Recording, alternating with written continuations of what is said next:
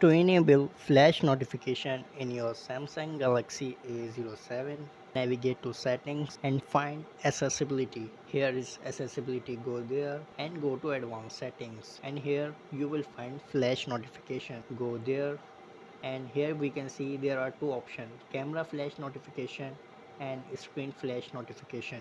In camera flash will blink on notifications. If you want to select screen flash notification, screen flash will blink on notification.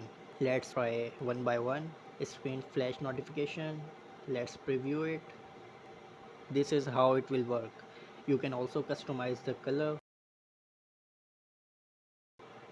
and see it is blinking in green color. However, if you want camera flash notification, you can also select that, and let's preview it.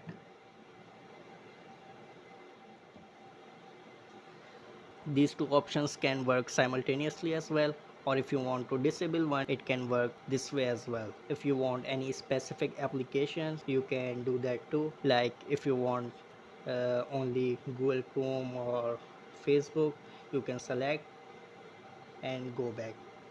So this is how you can enable flash notification in your Samsung Galaxy A07. If this video helps, subscribe.